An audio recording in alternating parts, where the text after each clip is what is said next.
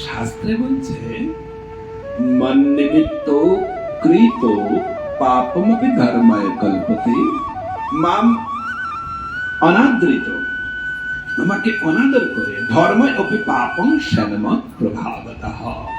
কি বললেন? মানুষ যা কিছু করবে, আমার জন্য যা কিছু করবে ওটাই ধর্ম। শাস্ত্রে লেখা নেই, দরকার নেই। আমার জন্য যা কিছু করবে সেটাই ধর্ম। এমন কি যদি শাস্ত্রে যেটাকে পাপ বলে উল্লেখ করতো, সেটাও যদি ভগবানের জন্য করো সেটাই ধর্ম বলে পরিগণিত হবে।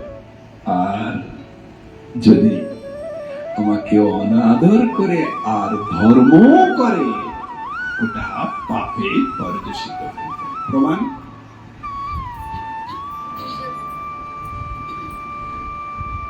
প্রমাণ আমাদের রাবণের বেটা মহিরাবণ, তারপরে আমাদের জরাসন্ধ, শিব পূজা করছে, এদিকে ভগবানের সঙ্গে 18 বার যুদ্ধ করেছে। তাহলে ভগবানকে অনাদর করে শিবের পূজা করছে, পাপ হয়ে গেল। ওই পাপে তার ভীম তাকে চিরে দুভাগ করে দিল না কেন?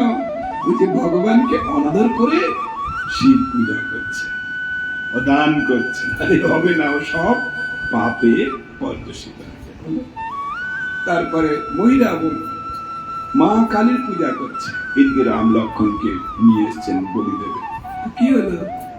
যখন বলি দিচ্ছেন, হনুমানজি গিয়ে বলছেন, মা তোর খুব বলি খাবার শখ হয়েছে না? বলছে, বাবা আমার প্রভু নিত্য প্রভু, আমি যার নিত্য দাস, আর তাকে অনাদর করে আমাকে পূজা করছে, মানে ওটাই পাপ হয়ে গেছে।